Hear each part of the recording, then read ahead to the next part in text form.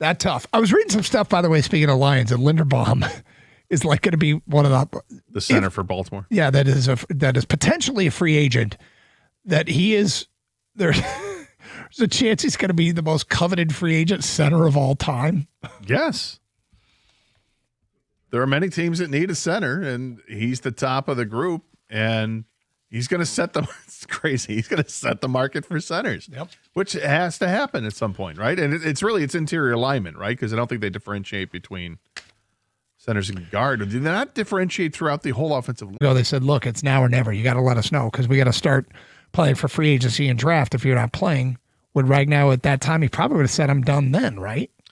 I mean, if you force him into it, I have no idea. I mean, eventually he did let them know, but it was after the draft. So do you have that same feeling back in February that you would in May? Maybe not. Maybe it's different. Maybe in February you're like, okay, I just got done playing. I feel like hell, but this is just how I feel like every year, so I'm going to go at it. And then months down the road, you're like, I still feel like hell. I was supposed to feel better, and I don't. And that's the tough part for these guys, right? Because linemen are just banged up like crazy.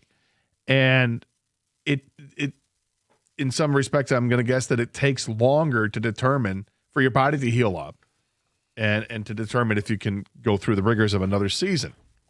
If your body doesn't typically heal up until, April after the season wears off, how are you supposed to make a decision in February? I don't know, but it's tough, and I get it. But it is a business, and players know it. The league knows it. The teams know it for sure. And I don't think there's anything wrong with if the Lions were to press a little bit and say, "Hey, look, free agency starts next week.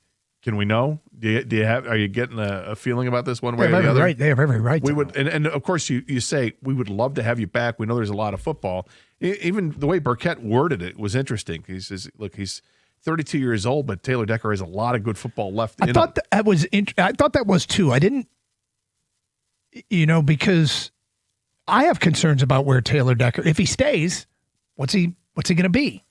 Is he one of these guys that we're going to get diminishing returns every year, or does he a healthy offseason have him back, brand new in the fall? Like is the shoulder not an issue?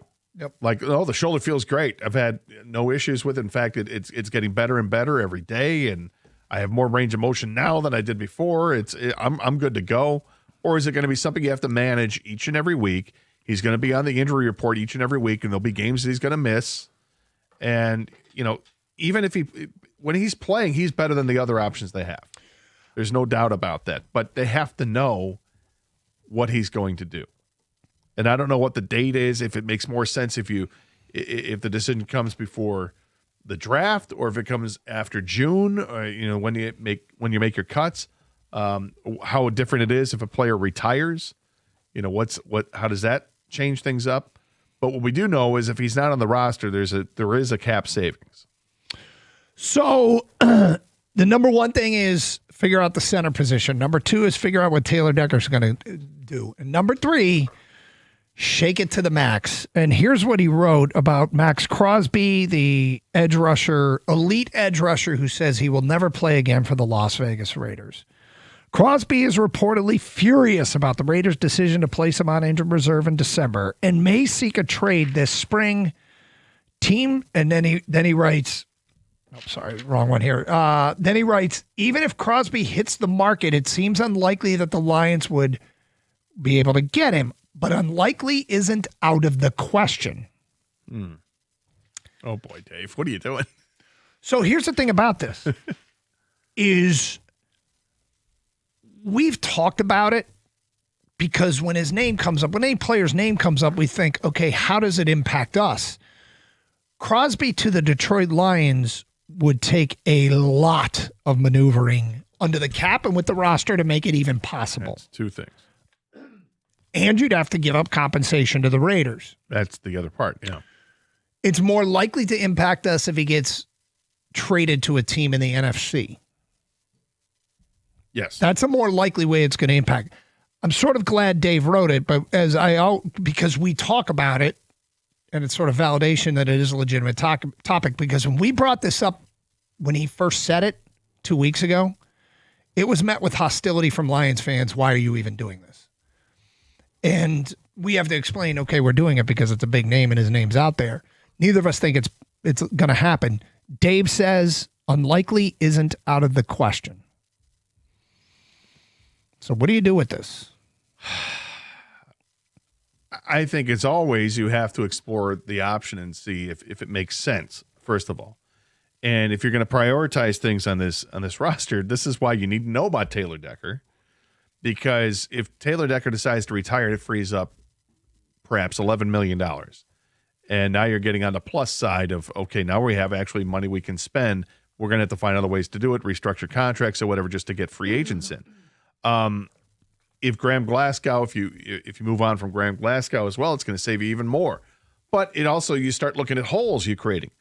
We've talked about the offensive line being the priority. Defensive end, edge rusher isn't necessarily the priority. But when a player like Maxx Crosby becomes possible, you have to think about that and see how you have to weigh that. Does getting that extra edge rusher who's a mirror image of Aiden Hutchinson and having both of those guys on a team, will that help your defense out more to give you the edge than what you're losing offensively? If you're going to bend over and maneuver and let guys go and do all this, would you rather do it for Linderbaum or Crosby? My head tells me it's Linderbaum because the offense is closer to being elite than the defense is. And I think if you got Linderbaum back, you would see this offense humming along just fine. Now, you still have an issue with the tackle. Back? Well, if you're Linderbaum, I'm sorry, because I think about the team that they had with Frank Ragnow, and the offense was humming along, and Linderbaum could bring you back to that. However, you still have to fix the left tackle situation. Even if you move Penei Sewell over there, then they have a right tackle situation, and they don't have that in-house. If you start clearing salary cap, cutting guys, and making it all happen, Kang, would you rather do it for Linderbaum or Crosby? Listen, the smart decision is probably Linderbaum, but I told you last week, I am kind of really distracted by this bright, shiny object that is Maxx Crosby because I never, ever thought it was realistic. Not that it's realistic now, but it's more realistic than it was before because the fact is, if it's true that he will never play for the Raiders again and he wants out, that means he's going to be on the move somewhere. Now, does that mean the Lions are on that list? It seems like it because he's mentioned the Lions before. If you look out national, they'll post odds, and the Lions are always near the top. Maybe they don't know our salary cap situation, but you could trade an Ali McNeil to help offset that. And then if Decker retires or you cut him, there's more money there. You rework Goff's contract. The numbers could possibly work out. But as far as from a football perspective, you probably want Linderbaum because this, right? And you don't have to give up anything. You don't have to give the Ravens any compensation.